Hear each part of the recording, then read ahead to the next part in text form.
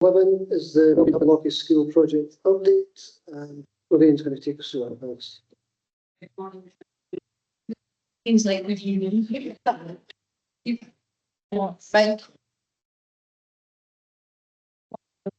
Good afternoon, councillors. I am pleased to present this paper, which provides an update on the Wellbeing Hub Locky School project. And the report provides an update on the Community Benefits Programme, which was an important factor in awarding Robertson's Construction the contract for construction of the Wellbeing Hub and Locky School. Key achievements, as outlined in the paper, include employability initiatives, such as the Ideal Candidate Programme for secondary pupils, the upcoming Skills Academy, and the creation of 10 local jobs to date, with more expected. Community engagement has involved school programmes like Robertson's Reporters, site visits, volunteering, and donations to local groups.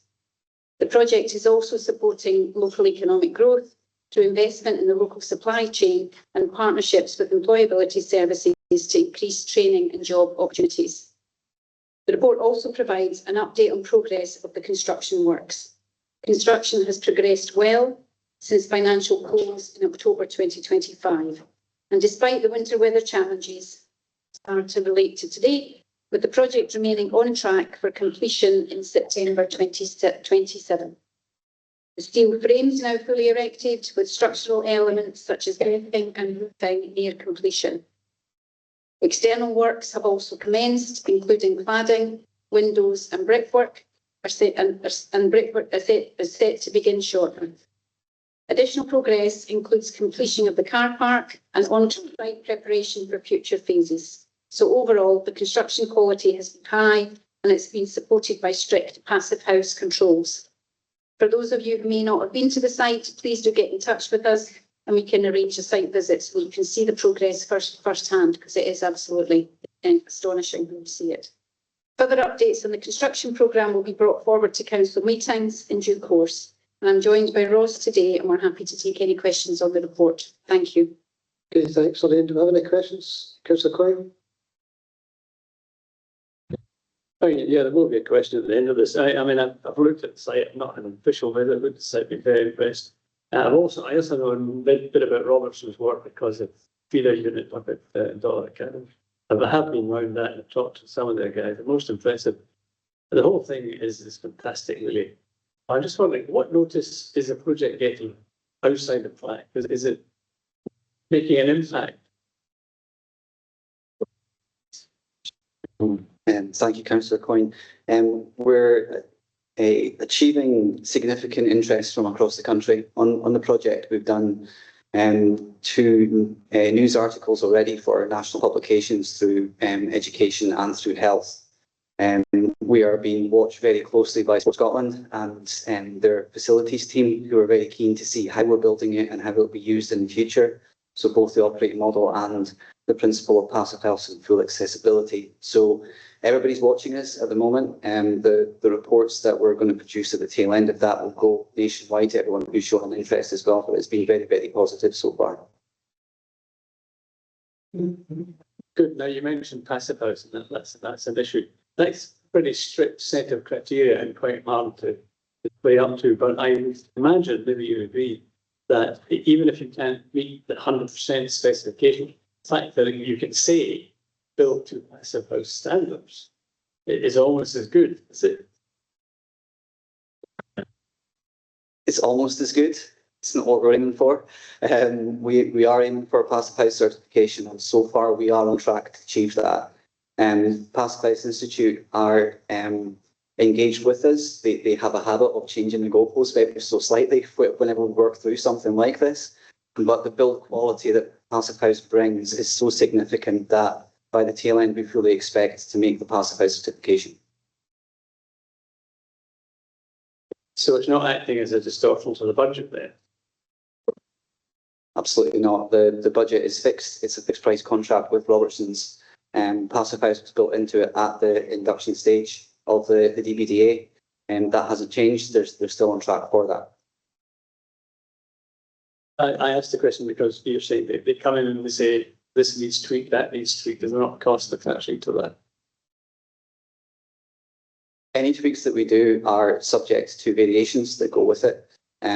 Passive House haven't given us too many, that some things on windows and some circulation spaces, but they are contained within the existing budget of the council. So any variations that happen, we have a contingency that would apply to that. We haven't used that element yet. Okay, thank you. Any other questions? No? Okay, thank you. Councillor Lindsay, you move the paper. Okay, thanks. Okay, so the paper obviously provides both a summary of progress of the community benefits programme, as well as an update on the progress of the construction works itself. And as we've outlined already, the progress so far has been really significant. For me, it's good to see a number of site visits that have already taken place, which include not just us, but community groups, schools, AOCs, and colleagues from the college sector. This obviously number will absolutely ramp up as the site moves away from the significant ground and steelwork phase, making it much more accessible for groups to visit. It's also pleasing to see the programmes that have been delivered that are providing real-life opportunities for young people to engage directly with the construction of the building, particularly the Ideal Candidate programme, as Lorraine's outlined, which provides an SQF Level 3 and 4 Employability Award for secondary school pupils. And we've already had 25 young people from Lawrence Hill go through that 8-week programme, which resulted in a site visit itself. And that programme is going to be extended out to our other schools as well. And it's great to just provide that real-life, meaningful experience for people that have a genuine interest in construction career as they move forward. The other programmes, as outlined in the paper, are now kicking off, and I look forward to seeing more young people becoming invested in the facility as this phase develops further. In terms of the construction of the site itself, the superstructure works are well in advance, with the primary steel frame for the Wellbeing Hub erected, and has also commenced on the Lockies school as well. The structure that's been installed over the pool areas with the cross-laminated timber looks phenomenal. We've been lucky enough to stand underneath it on a beautiful sunny day, and it just looks incredible. And I believe as well, and that's lost the question, but we did have a conversation today about the building being air and watertight by the end of August. Right, say that. So again, another milestone for the project, which is hugely exciting. And you know, just alluded to the fact of the kind of beauty of the site. I think I would probably state the claim already that, particularly given the weather and what the site's like at the moment, that I do not believe that there will be another leisure facility or wellbeing hub or centre of this scale, a better location, a more beautiful location to look after people's health and well-being in this particular one. So we'll stake that claim now. I think we're already getting national interest, and I think that national interest will continue, and hopefully that results in more people wanting to come and spend time and money in the area as well. This is obviously a really positive project for Clackmannanshire, something they really need to hang their hat on at the minute, and there's a real positive momentum building with this project. We were able to provide an update at the awards evening the other night, the sports awards evening, and just feel like the tide is turning now in terms of just, you know, we've got a really tangible development that's happening. People can see the progress. It's real, it's live, and there's a real excitement building around that. For me, this is going to be way more than just a building itself. It's an investment in people. It's going to improve people's lives. It's going to allow us to age well and ensure that the next generation have the opportunity to grow and thrive. So delighted to propose the paper. Really pleased to hear the progress that's ongoing. If you've not been down, do get down and continue to watch the progress of the site. Thanks. Okay, thank you. Councillor Law to second.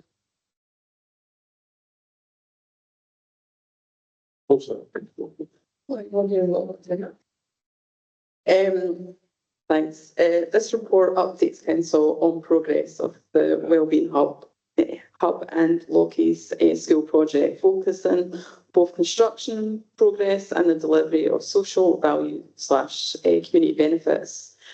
since financial close in October 2025. The social value and community benefits. The contractor is delivering a structured programme measured through social and local economic value with regular multi-agency oversight. Progress includes education skills initiatives such as the Ideal Candidate Programme for secondary pupils. 25 pupils have participated so far. The Robertson Reporter Scheme for primary schools and nurseries, employment outcomes with 10 local jobs created so far, the targets 20, supported through local employability programmes. Community engagement, including site visits, volunteering, I think 48 hours have been delivered so far, donations of materials and equipment to local groups. A forthcoming skills academy from June 26 to provide a training pathways into construction and employment. There's also been strong local supply chain spends, supporting local businesses through subcontracting. Overall, the programme is delivering early benefits and skills development, local employment and community engagement, with further activity planned as construction progresses. Talking of construction progress, despite challenging winter weather, the project remains on track for completion of September 27. Key milestones achieved includes the significant progress on steel frame and structure elements for both the Wellbeing Hub and school, the installation of the roof deck largely completed, the pool structures, the initial building envelope works, the car park nearing completion to support site operations, and the next stages includes cladding, windows, brickwork.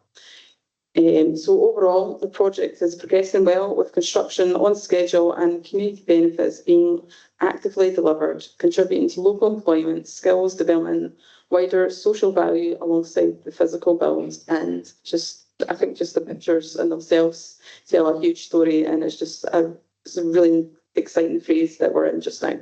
Thanks. Okay, thank you. So the paper's open now for debate. Anybody wish to debate paper any further? Councillor Coyne. Thanks, just to say that I think this shuts the faces, as it were, of the naysayers and the doubters. It is a marvellous project, and it's been marvellously handled as well. Just looking through the list of Appendix 1 list there, it's impressive. I have 4-star a few things, 2-star a few things. It's excellent to see these kind of benefits coming through from a project like this. So absolutely 100% got support on it.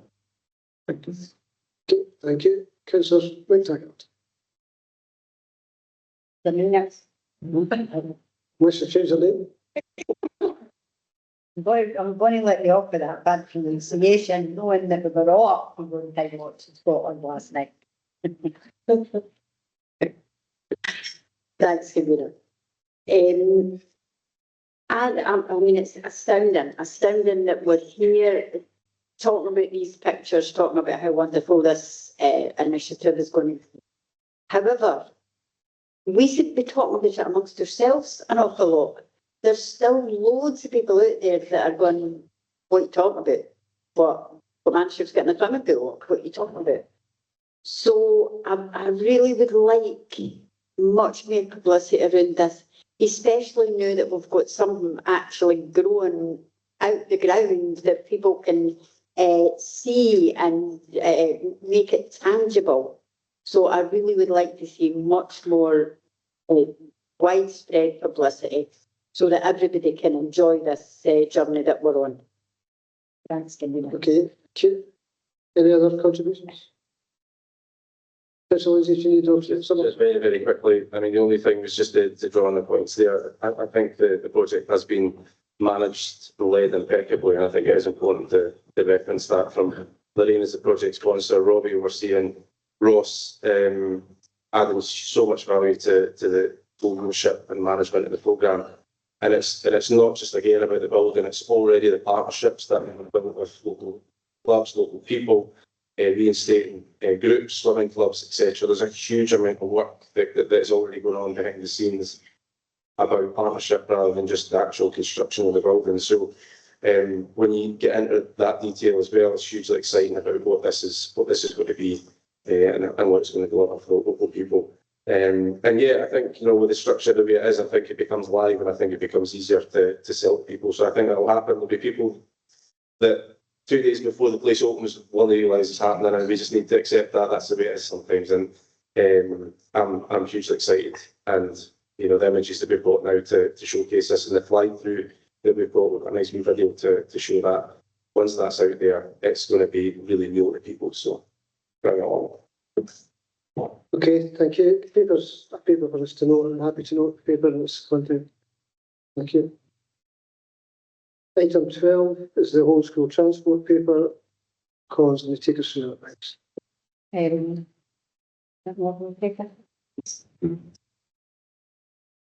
Thank you, Convener. Good afternoon, everyone. Pleased to present the report on the review of the home to school transport policy and seek your agreement to progress to the next stage of this work. The purpose of today's report is that we're asking Council to agree to move forward to stakeholder consultation on a set of proposed revisions to the homeschool transport policy, with further report returning to Council before a final decision is taken. This work follows a sequence of decisions already taken by Council. In January 2025, Council agreed an equality impact assessment should be undertaken. In August 2025, Council considered a completed EQIA and asked for a further report to define the scope of the consultation and policy. Today's paper represents the next stage of that. The current policy has not been significantly updated since 2011. Since then, there's been a number of factors that have changed policy expectations, including the Equality Act, UNCRC, the Promise, and of course, Scottish Government guidance. Local factors such as new housing developments and financial pressures ensuring the best value in all service delivery, so it becomes timely. Key issues identified. The central finding from the Equality Impact Assessment was a potential inequity with the current transport arrangement. In particular, non-catchment pupils attending St Modens currently receive free transport due to our current arrangements. For example, P7s in St Mungo's and St Bernadette's, all of them would receive free transport to their catchment secondary. To be clear, catchment secondary is defined by Stirling Council in this example, whereby baptised RC learners in Clackmannanshire access that school, while other non-denominational were not receiving the provision. However, there are mitigating measures in place, such as using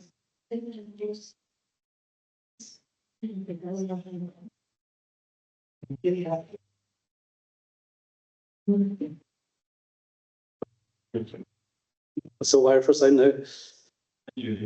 This got to the bit, there was mitigations in place for that inequity. Now it's to do with spare capacity on buses, concessionary spaces, and the new national entitlement card. So the consultation proposed today is to look at the eligibility criteria of new developments in line with the safe travel arrangements we've made regarding pathways. The denominational provision, including arrangements for St Modens, basin requests for transport, and concessionary spaces for care experienced children and children receipt of free school meals. Please note, it does not remove any bus passes from children who already have these in place. That's not what this is about. I therefore ask Council to note the previous work undertaken on the Equalities Impact Assessment. I need to proceed to stakeholder consultation and to note that a further report would be brought back to Council for further consideration. Thank you, Council. I'm happy to take questions on this. Thanks, Colin. Councillor Quinn. Thank you. Hi, Colin. Quick question. Just we know how long this is going to take for the policy to be brought back to the council, or is there a bit of flexibility with that? Thanks. It's not the forward plan. I was hoping to be back before December. I had so quite a short time scale to consult and get that to you. Okay, Councillor Coyne. Thanks, Convener. Colin, on page 2664.2, you're talking about prioritising vulnerable groups, etc. That means that the system where people just applied and there's a bus queue order, and the cases were considered as they occurred. That can no longer work because you've got to aggregate all the applications. And a single decision, is that in the plan to do that? Yeah, as part of the consultation, we sort of gather that together with priority to the ones we've mentioned there related to the promise, instead of just first comes, first served. Okay, thanks. Going now to page 271. 271. I think that's catchment pupils travelling to Alloa Academy. I think that meant to be. That's not the question. That's the paragraph about children over the age of 8 are supposed to walk 3 miles to school. 3 miles. I mean, that's an hour's walk, even counting for no dawdling on the way. I mean, how realistic is that expectation? Is that enshrined in law or is that our rule? Yeah, primary is 2 miles, secondary 3 miles is there. But there is policy around about sort of what safe walking routes as well. So we've got a number of towns, for example, that might not have a safe pathway to get from A to B. And that's where that's all considered in policies at the moment in Clackmannanshire. Yeah, it doesn't quite answer the question. Is that our policy or is it law? National, yeah, law. And do we have any instances where children are actually walking 3 miles to school? No, ours is fairly generous. We have introduced these new pathways, which is really helping active travel as well.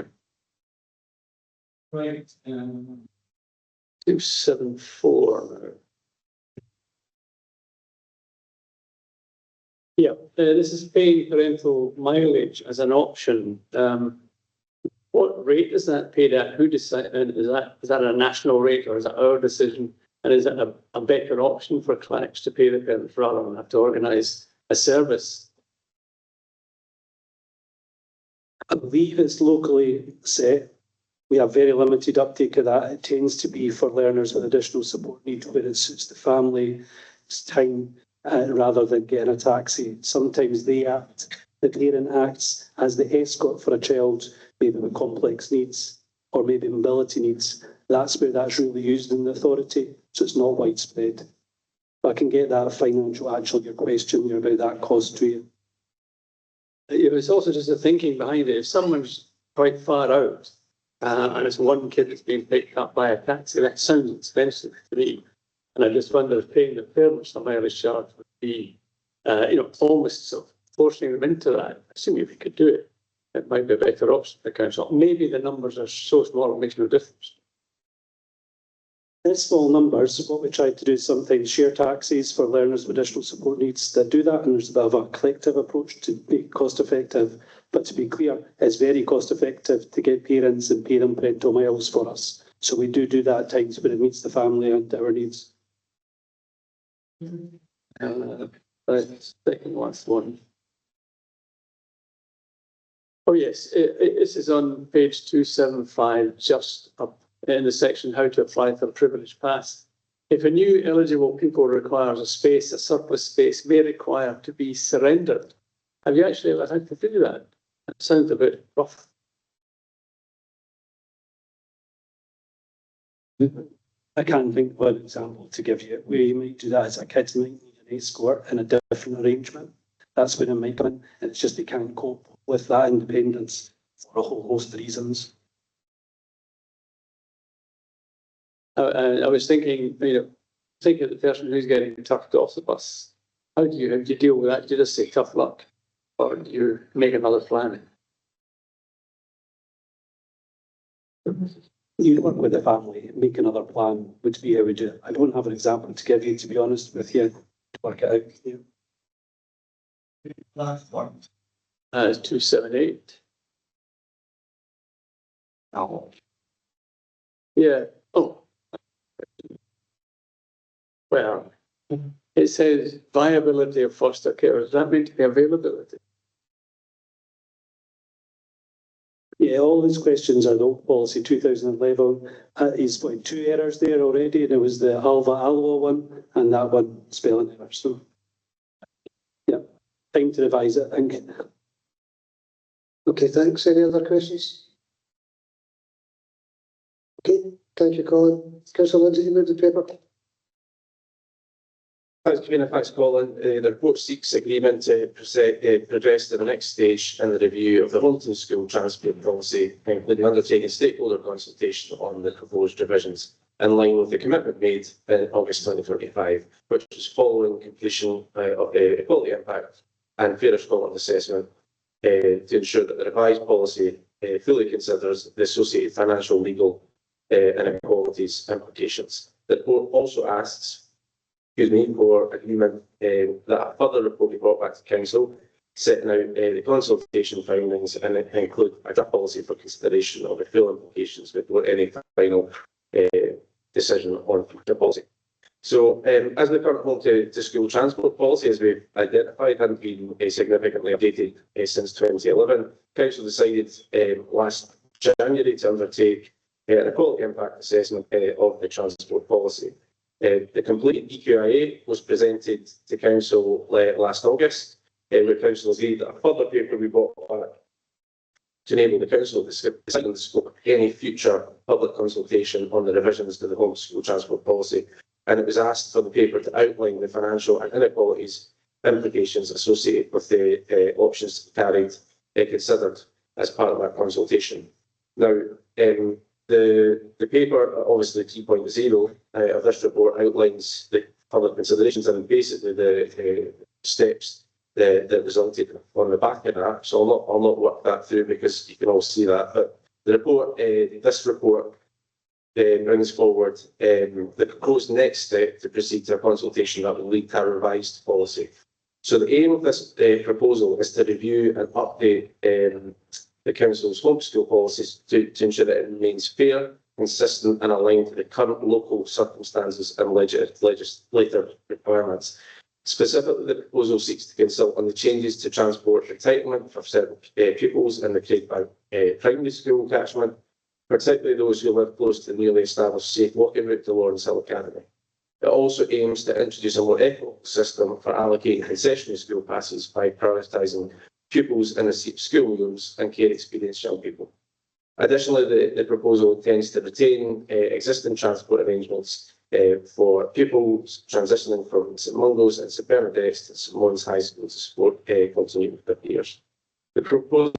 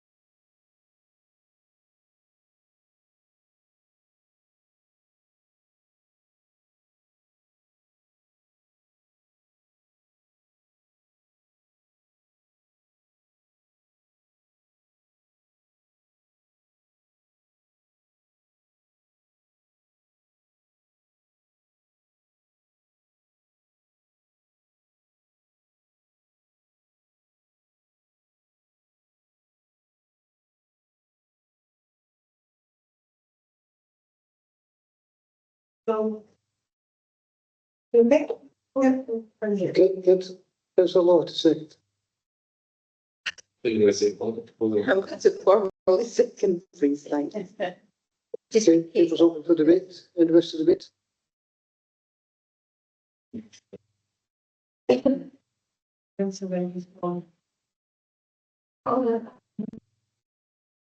Call them back in just now. Hang on 2 seconds.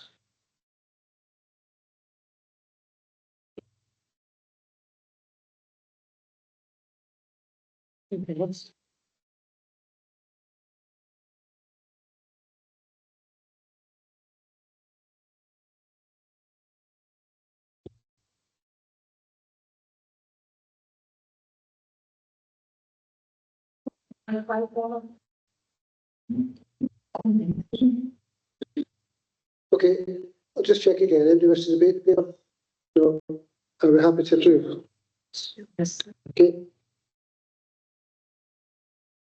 The final item in the agenda was heard as an exempt item. It should possibly be appropriately heard as an exempt item. All we're going to have to do is approve the minute from that meeting. Actually, there's nothing in the minute that contains information that required it to be heard as an exempt item. So I'm quite happy that we just go ahead and approve this minute as a public approval of the minute itself. Are we happy to do that? Are we happy to put it? Yes. Good. Thank you, everybody, for a very long day of stuff here. And thanks for your contributions.